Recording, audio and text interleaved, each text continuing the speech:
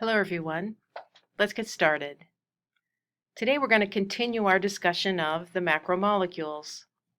Today we'll be talking about protein and nucleic acid. We'll begin with the discussion of protein. We'll talk about the roles that proteins play in living cells. We'll learn some terminology, including the difference between a peptide, a polypeptide, and a protein. We'll talk about levels of structure of proteins: primary, secondary, tertiary, and quaternary.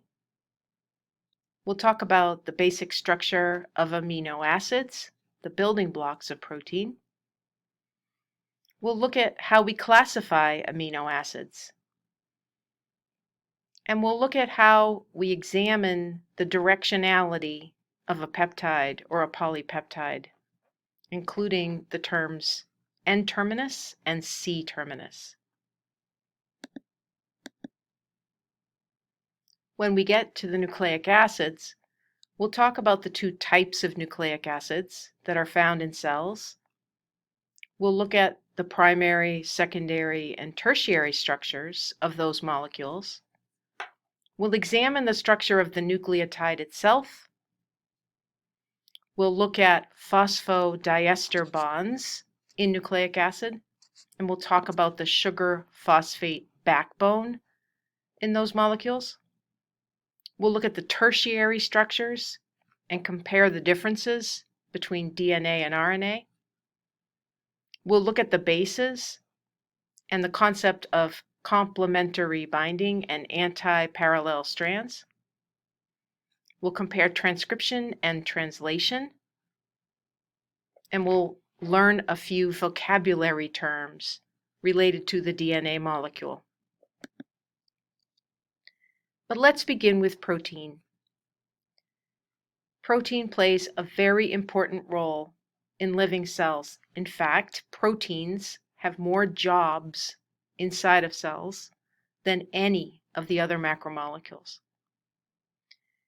If we look at the central dogma of biology, we can see the critical role that protein plays.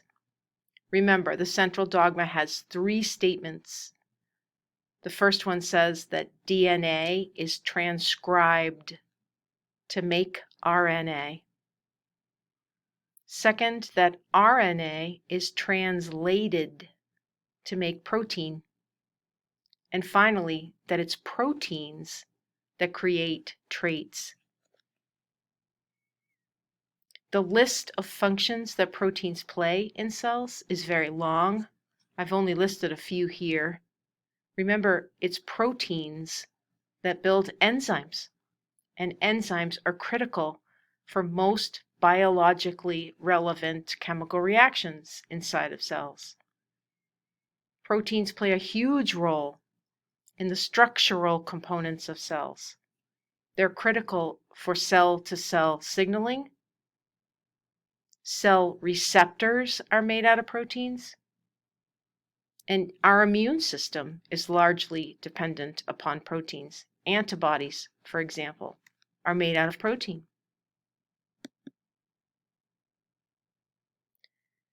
At the most fundamental level, all a protein is a long chain of amino acids that have been covalently bound one to the other and then folded up to create some three-dimensional structure. There is some terminology for us to learn around this molecule called protein. A peptide, for example, is actually a short chain of amino acids, different from a polypeptide and a protein. When we say a short chain of amino acids, we're really saying tens of amino acids, all covalently bound together.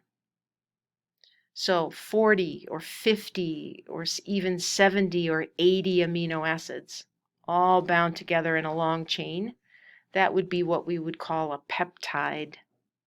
A polypeptide is simply a longer molecule this time containing hundreds or even thousands of amino acids. And it's polypeptides that are then folded up into unique three-dimensional shapes that become functional proteins. So down at the bottom of the slide, you're looking at a drawing of an amino acid. It's amino acids that come together and form peptides and polypeptides, depending on the number. And those chains then assume folded shapes that create functional proteins. When we talk about protein, we often talk about it in terms of its different levels of structure. We can talk about several of the macromolecules using this same language. When we talk about primary, secondary, tertiary levels of structure, we're simply talking about complexity. The primary structure, for example, of a protein is just its sequence of amino acids. Think of primary structure as the simplest way that you can think about a molecule. Its most basic structural level. Inside of every three-dimensional functional protein, it started off as a chain of amino acids. So the primary structure of a protein is simply that chain, those amino acids that are assembled in a particular sequence. Remember, every protein starts as a unique sequence of amino acids, all joined together with a type of covalent bond called a peptide bond. Now that chain of amino acids is not going to remain in that shape for very long. It's going to start to fold.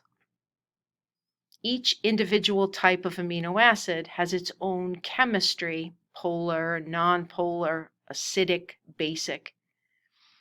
And depending on that chemistry, in the sequence of amino acids, the chain will begin to fold.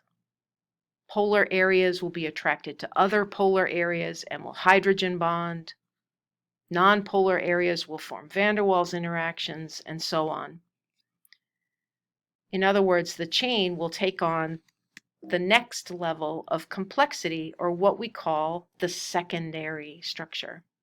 In protein, the secondary structure is alpha helices and beta sheets. These are the first types of folds that begin to form in that chain of amino acids. The tertiary structure of a protein is that final three-dimensional folded structure. The alpha helices and the beta sheets start to interact with each other. They will be attracted to each other and form hydrogen bonds or van der Waals interactions, twisting and turning that molecule into its final three-dimensional shape. It's important to remember that it's the shape, the tertiary shape, that a protein assumes that will determine its function. Structure and function are tightly connected in the macromolecules, particularly in protein. Remember, the function follows the form. If you change the structure of a protein by altering how it folds, you will change the function that that protein has. There is one other level of complexity when it comes to protein structure, and that's what we refer to as the quaternary structure of protein. Sometimes a protein, a functional protein, is actually built from multiple tertiary proteins that come together and bind and function as a unit. A good example of a quaternary protein is hemoglobin.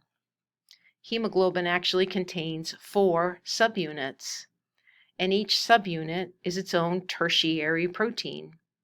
Those 4 subunits come together, bind to each other, and form one functional hemoglobin molecule.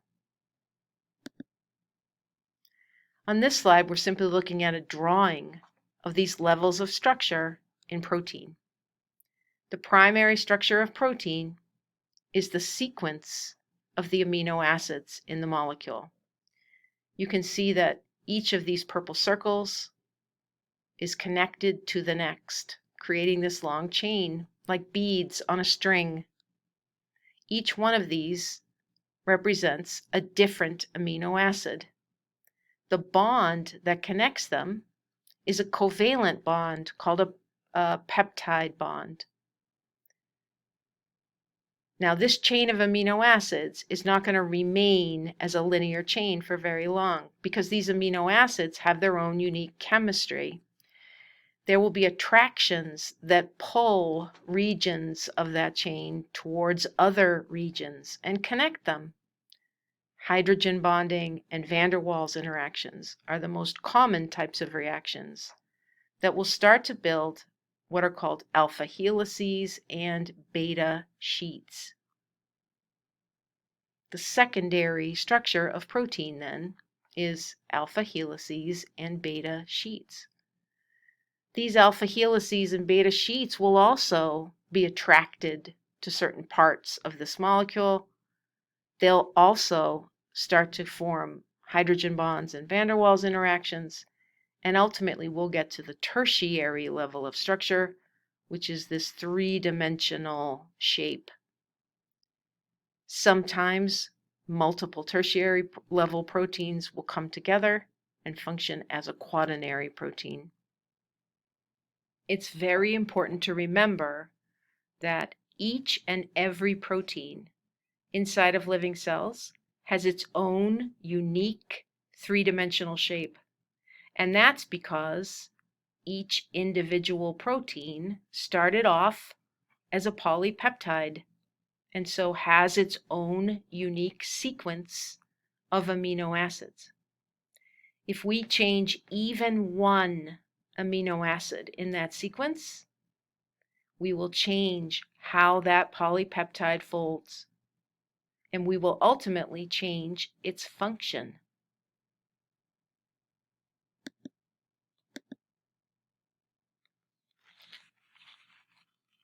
Let's switch gears now and look at these amino acids that join together to build polypeptides and proteins.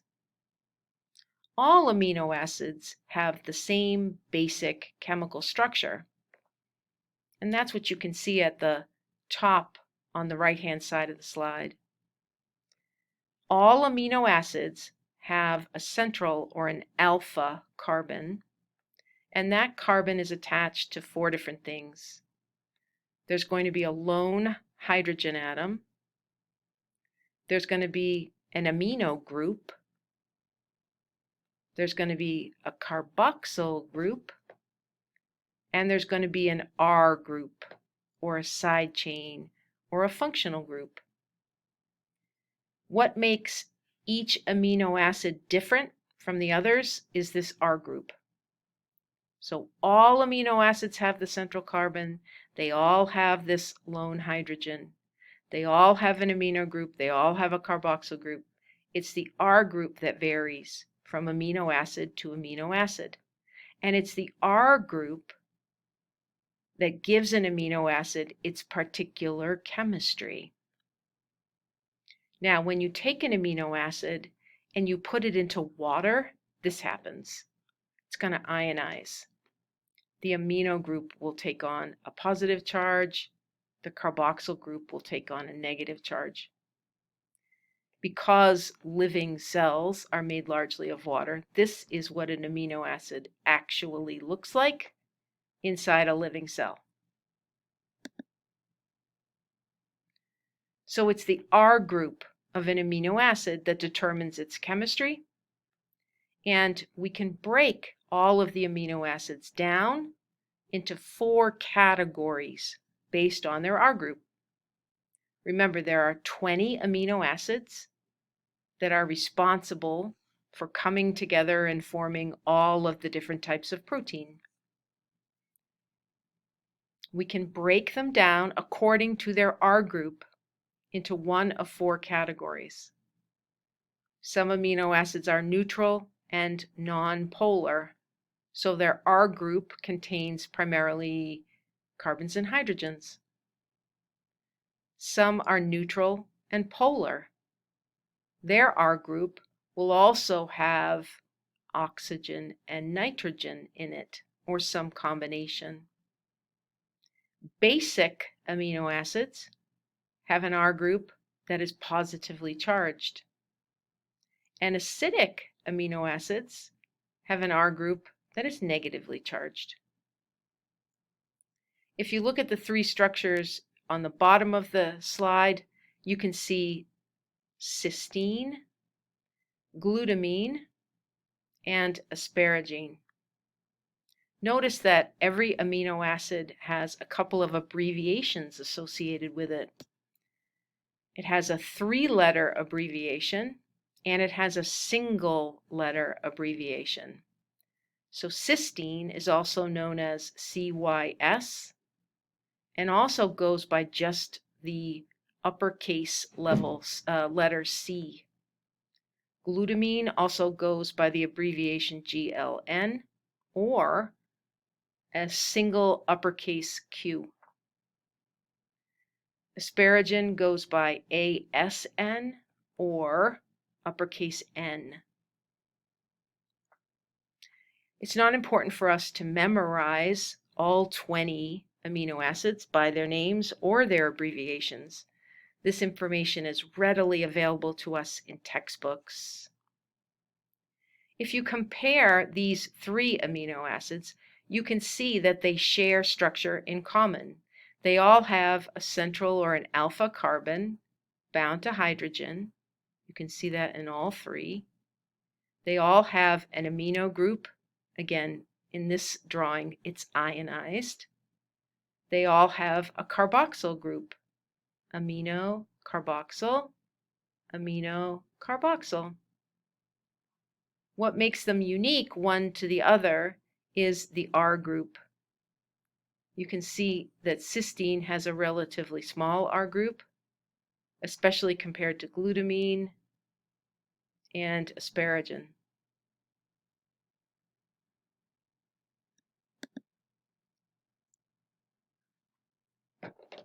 When we look at a polypeptide, again, a chain of amino acids in some order or sequence, we have to have a way to discuss the individual amino acids that make up that polypeptide. Remember, there could be hundreds or even thousands of amino acids in there.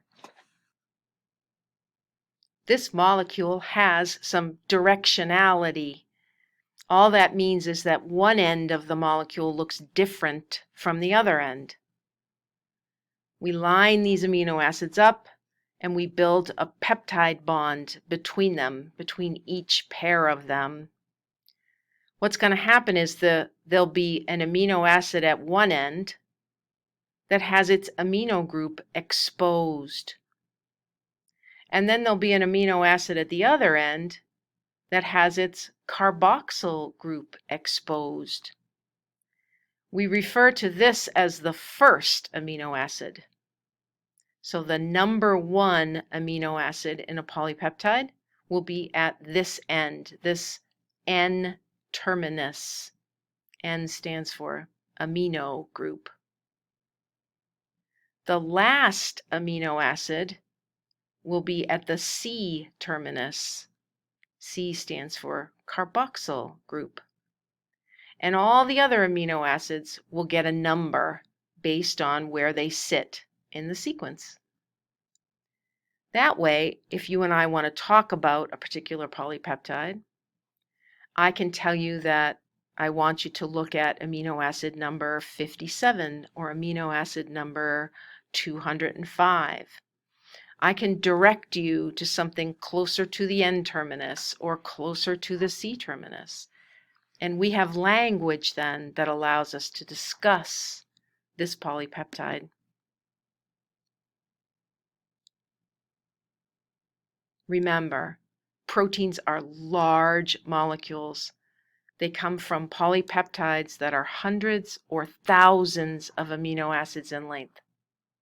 Most biologically relevant proteins are going to have a net negative charge overall. That becomes important to us in the laboratory because sometimes we will be working with a mixture of protein, and we'll want to try to separate out the individual proteins based on their size. Because proteins have a net negative charge, we can separate them out by running an electrical field through the mixture. This is a process that we call electrophoresis. Remember, too, that the structure, the three-dimensional tertiary or quaternary structure of a protein is what allows it to do its job. If we see a change of even one amino acid in the thousands of amino acids inside a protein, one amino acid change can cause enough of a change in the shape of that protein that it will completely alter its function. You can see this in diseases like cystic fibrosis.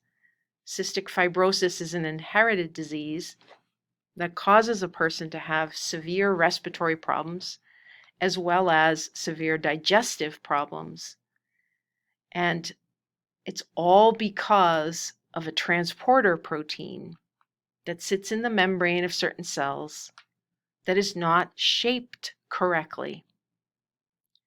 Within the long, long chain of amino acids that make up that transporter protein, there is one amino acid that's out of place.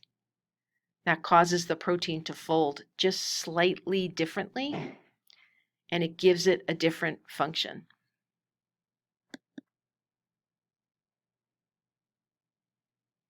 We're going to switch gears now and talk about the nucleic acids.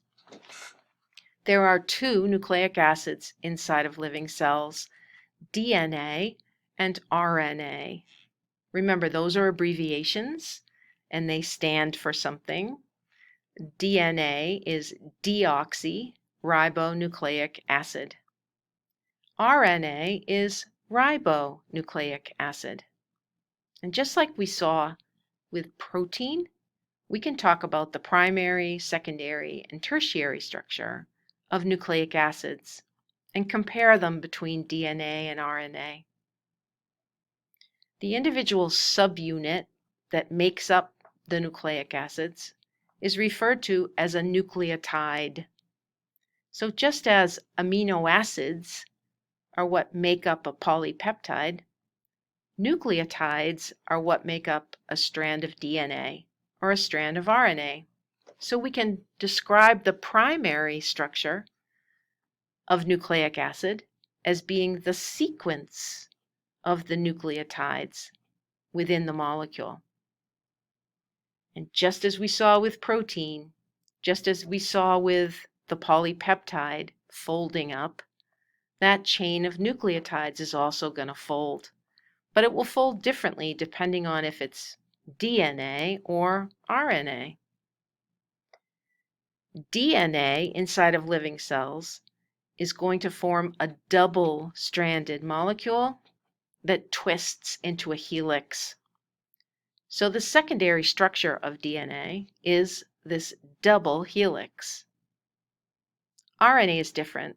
RNA exists in cells as a single-stranded molecule.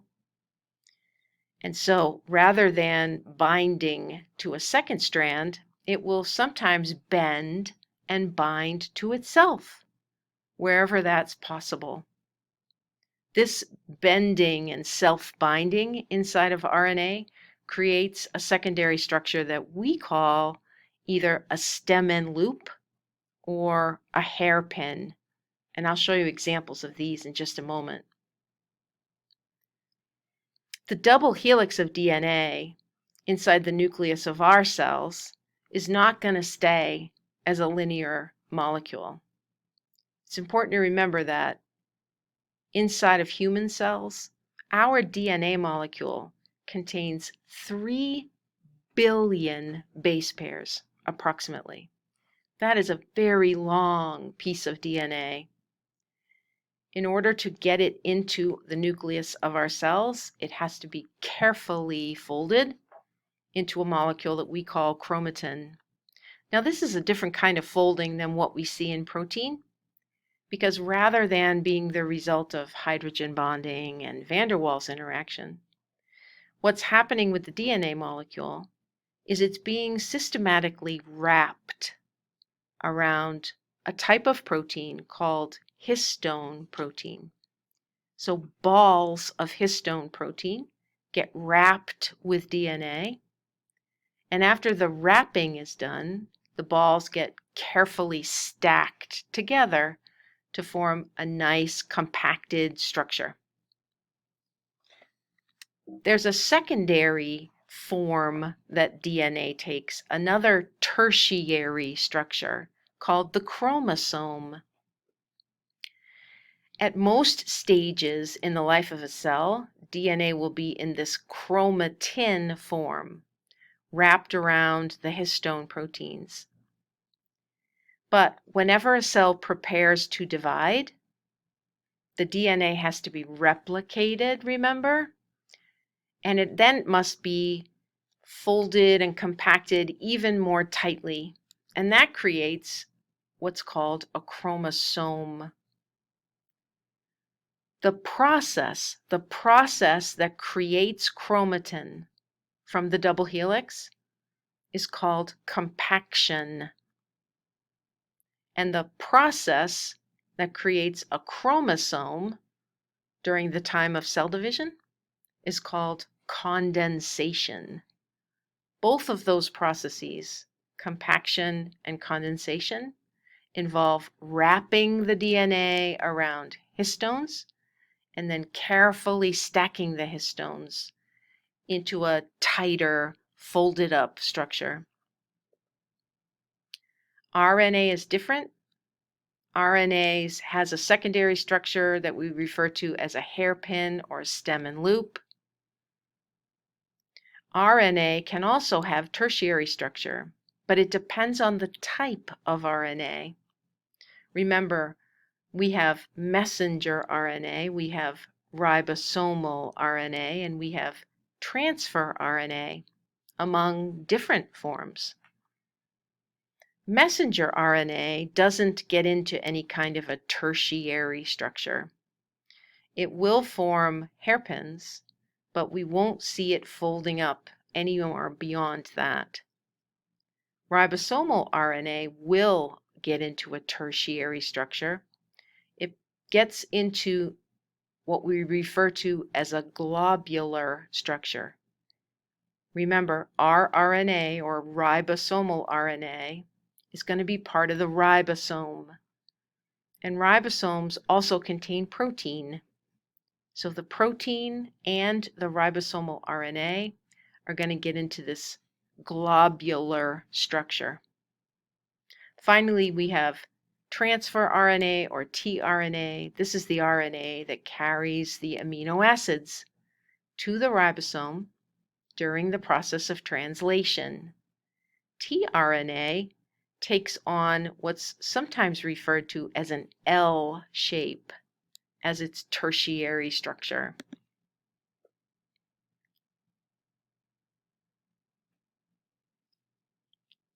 Nucleic acids at their most basic level of structure are simply a long chain of individual subunits called nucleotides. Like the carbohydrates and like the proteins, nucleic acids have this subunit, this monomer, that joins together to create what we could think of as a polymer. The monomer unit in nucleic acid is the nucleotide. Unfortunately, sometimes people refer to this nucleotide as a base. But what we're going to find is that we want to avoid calling nucleotides bases because this term base means something very specific with regards to the structure of nucleic acid. So we're going to call the subunit of nucleic acid the nucleotide. When we look at DNA, the nucleotide is deoxyribonucleotide. When we look at RNA, it's simply ribonucleotide. Let's take a look at the structure of a nucleotide. That's what you're looking at in this drawing down here on the right-hand side. All nucleotides have the same basic structure. They have a sugar in the center, a monosaccharide. They have a phosphate group, and they have what's called a nitrogenous base. So here's what a base actually is. Remember, inside of DNA, there are 4 types of bases. There's adenine, or A, thymine, or T, guanine, or G, and cytosine, or C. So individual nucleotides have a base, but the base will vary depending on the nucleotide. The other thing I want you to notice in this drawing is that there are numbers here shown in pink. These numbers refer to the carbons that are in the molecule. Remember, when we look at a ring structure, we can number the carbons. This carbon right here is carbon number 1. This one right here is carbon 2. This one here is carbon 3. Here's carbon 4. And carbon 5 is actually not part of the ring. Carbon 5 sits up here. We give these numbers a little designation called the prime. So this is the 3' carbon right here. This is the 5' carbon right here. This language will become important to us when we start talking about how DNA is made.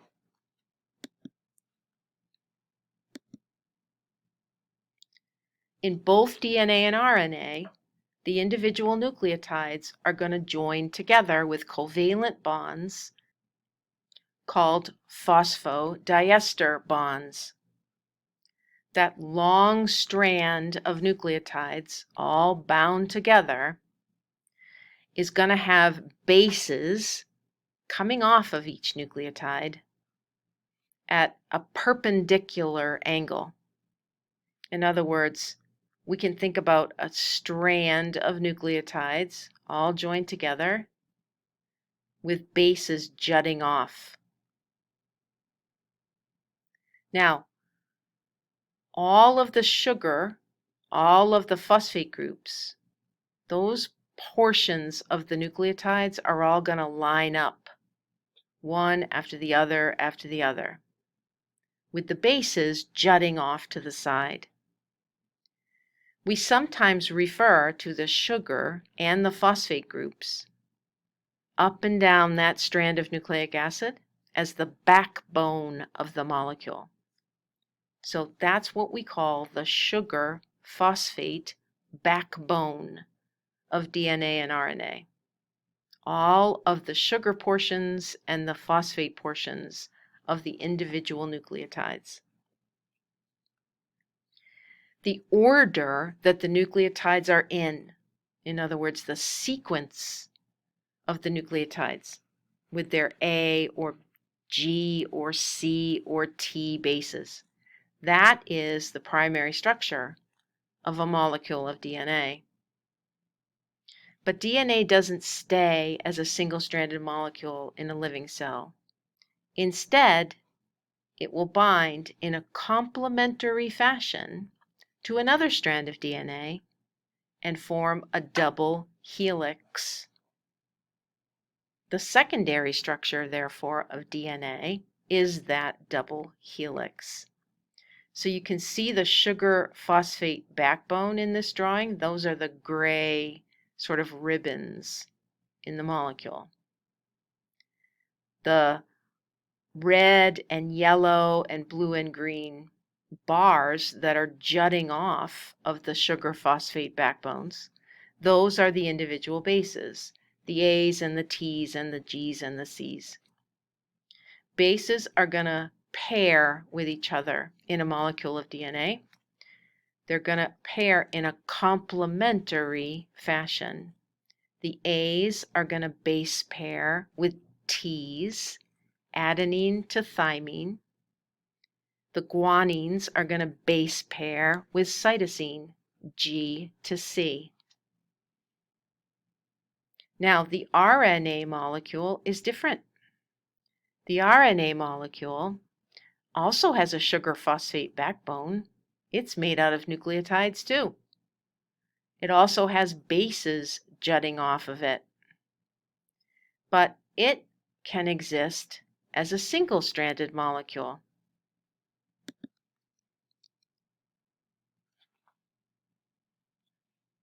So the primary structure is just the sequence of the nucleotides in both DNA and RNA. The secondary structure differs between these two types of nucleic acid. In DNA, it's the double helix. In RNA, we see the strand start to twist into a helix and then fold on itself, creating that hairpin or the stem and loop. And that's what we're looking at in this drawing. You can see a long chain here of individual nucleotides. The artist has drawn the base according to these letters. So this was originally a long strand of nucleotides that has now folded over, and in certain regions at least, complementary bound to itself. You can see that the G's have bound to the C's. The A's we would expect to bind to T's, but it turns out there are no T's in RNA. There is no thymine in RNA. Instead, there's a slightly different base called uracil. Uracil and thymine are very close in their structure. So here we see A's bound to U's instead of T's. Notice that we only see this complementary binding in certain portions of the RNA molecule. These are what we think of as being the stems in this secondary structure. In places where the bases cannot bind with each other, we see a more open area. That's the loop. So when RNA binds to itself in certain areas, it creates the stem and loop. The tertiary structure of DNA and RNA also varies. Remember, tertiary structure develops in nucleic acid with the assistance of histone proteins. DNA wraps around these histone proteins and then stacks up into what we call chromatin. When cells get ready to divide, the chromatin folds up even more and becomes more and more compacted, creating the chromosome. RNA is a little bit different. The tertiary structure of RNA is going to depend on the type of RNA. mRNA doesn't have a tertiary structure. mRNA is a molecule that isn't intended to last for very long in a cell. It gets created through transcription, and then it will be translated by the ribosomes to produce protein. But we don't want this mRNA to be translated forever because we don't want to produce too much of that protein. So mRNAs are rapidly degraded. Our RNA is different. Our RNA is going to become part of the ribosome, so it needs a tertiary structure, and we describe it as globular.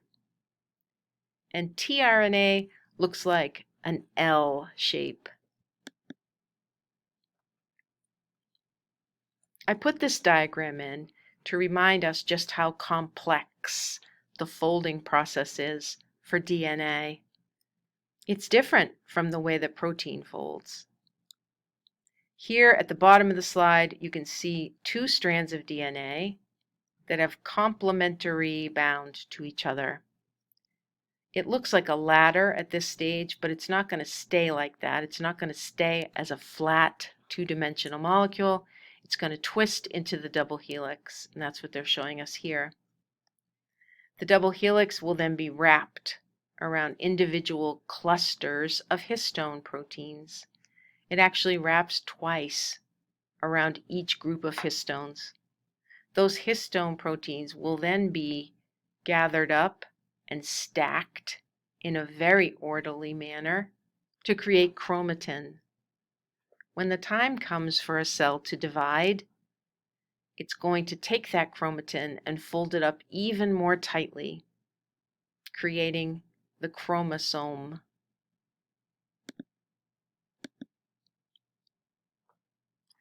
On this slide, you're looking at drawings of different kinds of nucleic acid.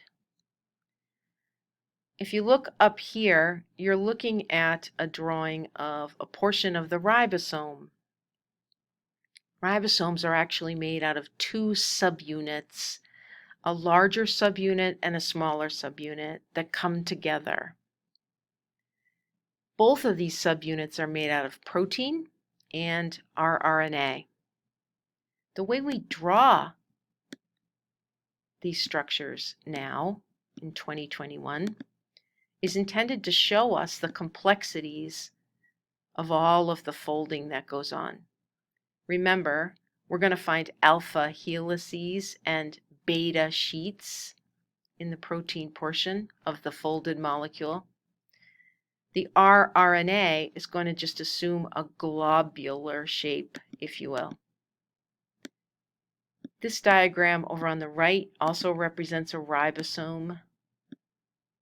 The artist has put the large subunit here, the small subunit here, and this purple ribbon represents an mRNA molecule that is being read or translated by the ribosome in order to build protein.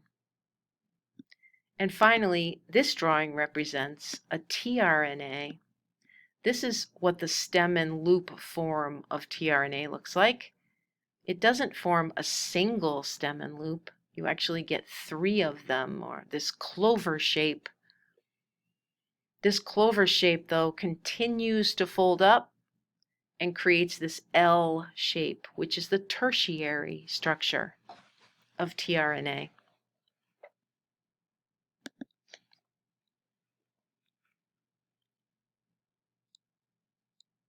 The four bases that are found in DNA are different from the four bases that are found in RNA. Adenine, thymine, guanine, and cytosine are found in DNA. Adenine, uracil, guanine, and cytosine are found in RNA. All of these bases are relatively high in nitrogen content, which is why we call them nitrogenous bases. Some of the bases have a structure that includes two rings, a 6-carbon ring and a 5. These bases, which include adenine and guanine, these are called purine bases. The other bases, thymine, cytosine, and uracil, these are called pyrimidines, and they only have one ring in their structure. When complementary base pairing occurs, it will always be with one purine and one pyrimidine. So adenine can bind with either thymine in DNA or uracil in RNA. Guanine can bind with cytosine in either type of molecule. We don't need to learn the exact chemical structure of the bases, but it is important for us to know which of the chemical groups each base belongs to.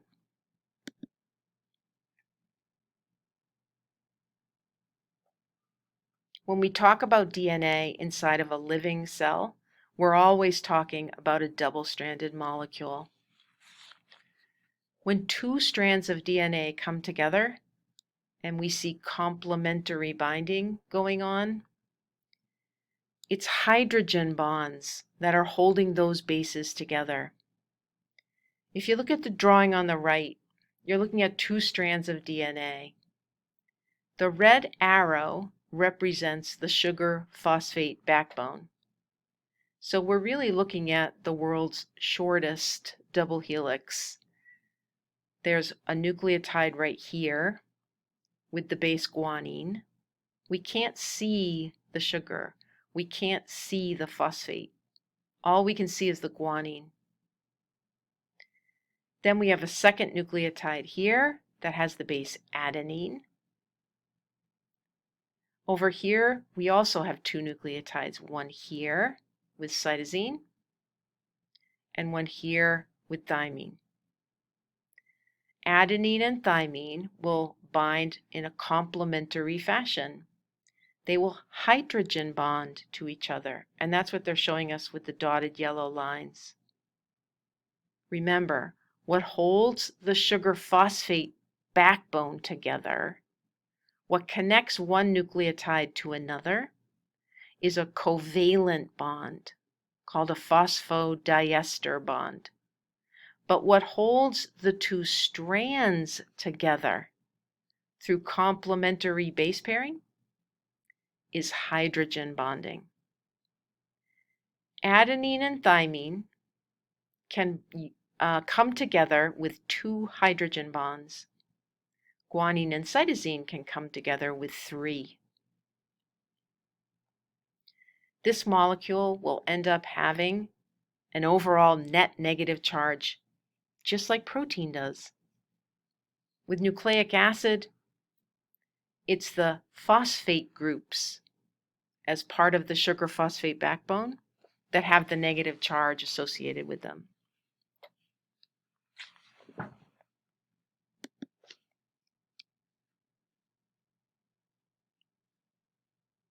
DNA is going to remain in its tertiary structure in a cell until it's needed for something. Remember that cells have two different uses for the DNA molecule. DNA can be used to make more DNA. That's a process called replication. Replication only occurs when cells are preparing to divide. At other times, DNA can be used for gene expression. There are individual genes inside the DNA molecule, and whenever a cell has need for a particular protein, it will transcribe that DNA in order to produce an RNA that will then be translated to make protein. So DNA can be used for transcription, and DNA can be used for replication. During transcription, we're only going to need to unfold a portion of the chromatin, the area where the gene is that codes for the protein that the cell has a need for right now. During cell division, when replication occurs, the entire molecule of DNA, all of the chromatin, has to be unfolded and unwound so that the entire molecule can be replicated.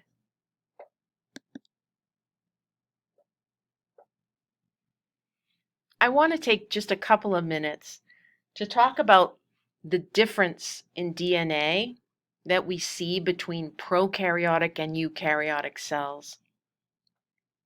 In this drawing over here on the right, we've got a prokaryotic cell on top and a eukaryotic cell on the bottom.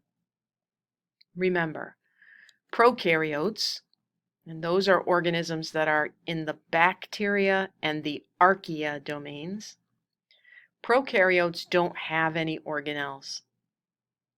They have DNA because all cells on our planet have DNA. They have cytoplasm, drawn in blue here. They have a membrane, drawn in green here. And they have ribosomes, drawn as these little circles. All cells have those four things. Eukaryotic cells are different. Eukaryotic cells have organelles, including a nucleus, which houses the DNA molecule. Inside of a eukaryotic cell, the DNA molecule is going to exist as chromatin most of the time. DNA wrapped around histone proteins and carefully stacked and compacted.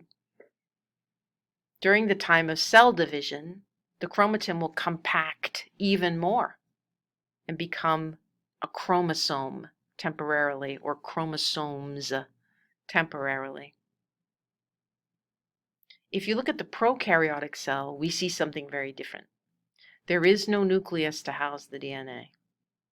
The DNA is still going to be folded up. It's still going to be compacted. It's still going to be wound around protein in order to achieve this. But these are not histone proteins in prokaryotes. We refer to them as histone-like proteins because they're almost like primitive versions of histones. The DNA wrapped around the histone-like proteins and carefully stacked up and folded gets a name. It's referred to as the nucleoid. It's simply floating in the cytoplasm because there is no nucleus to house it.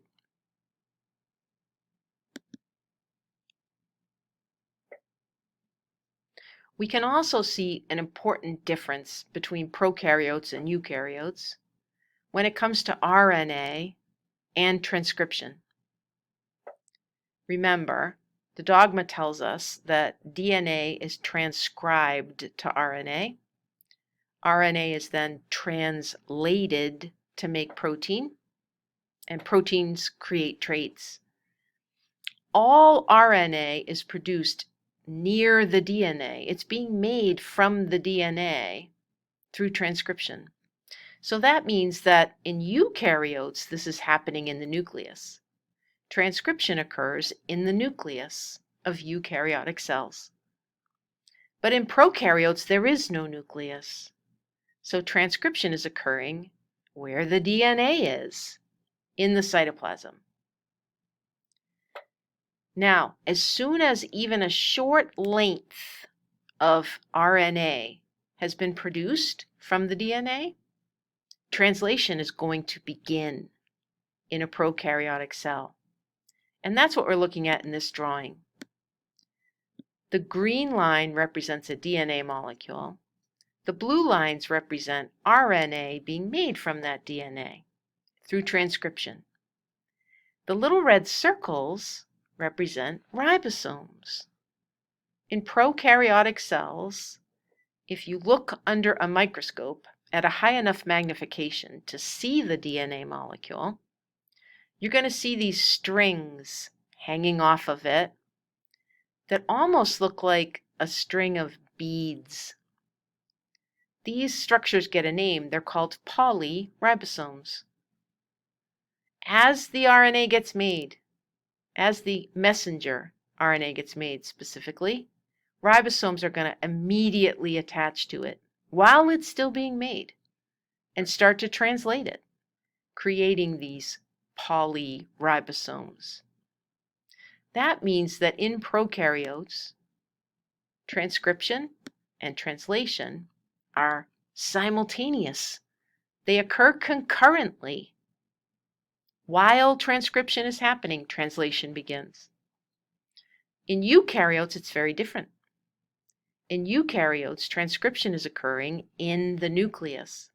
So the entire mRNA will be produced before translation begins. The mRNA has to be made in the nucleus and then must travel into the cytoplasm, where the ribosomes are, in order for translation to occur. So in eukaryotes, Transcription and translation are consecutive. One occurs before the other. In prokaryotes, they're simultaneous. Remember, messenger RNA, among all the forms of RNA, is a relatively short-lived molecule. It'll be used for translation to make protein and then destroyed. rRNA and tRNA will last much longer than that, and so they get into tertiary structures in order to do their individual functions for the cell. The last thing I want to talk about today is some terminology that we use when we discuss DNA. You've probably heard these terms before. You may even know a definition for these terms, but I would like you to learn the definition that I'm providing today. DNA is used for two very different processes in cells. It's used to make more DNA through the process of replication, and it's used to make RNA through the process called transcription. Transcription and translation together are often referred to as gene expression. The gene is in the DNA, and when the gene gets expressed, it gets used to make a protein. Now, we need to know a definition for this term gene. Most people know that a gene is found in DNA, so it's made of DNA. And most people can also tell you that a gene has code in it, code to make a protein. But that would be an incomplete definition for this term, because in addition to having code for building a protein, a gene also has code in it that is regulatory. In other words, genes have code that determines when, if, and how much of that protein is going to be made. Two kinds of code in a gene: code that will build a protein and code that will regulate the building of that protein. In eukaryotic organisms, like humans, each gene codes for a different protein. Sometimes individual genes code for more than one version of a protein, however, and so we have to remember that different people, different organisms, can have different versions of genes. And we call those versions alleles. Imagine if there was a gene in human beings that coded for the color of your hair. You might have a version of the hair color gene that makes your hair yellow, blonde. I might have a different version of the hair color gene. I might have a version of the gene that turns your hair brown. You and I have the same gene. We each have a copy or two copies of the hair color gene, but you have a different version than I do. Versions of genes are called alleles. On this last slide, we're looking at some more terminology that we need to be able to define. Up at the top, you can see genome, transcriptome, and proteome. This ome term translates as body. So your genome is your body of DNA, your collection of DNA. Sometimes when you read the word genome, you want to think that it's all of your genes all together. But remember, your DNA contains more than just genes. There's lots of DNA in there that is not gene does not code for protein and its regulation. So genome refers to all of your DNA, your collection of DNA. The transcriptome is then your collection of RNA, specifically messenger RNA, that can be made from your collection of DNA. This is the transcripts, all of the different messenger RNA molecules that can be built from your DNA molecule. And finally, we all have a proteome. Your proteome is the collection of all of the proteins that can be produced from your DNA molecule. The last two terms I want us to be familiar with are the terms genotype and phenotype. Your genotype is your collection of alleles, all of the different versions of all of the different genes that you have in your DNA molecule. That's your genotype. Your phenotype is your collection of traits.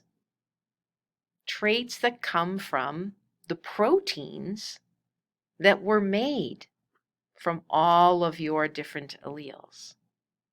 Genotype, phenotype. Remember, the human genome contains 3 billion base pairs. It's a remarkably large molecule.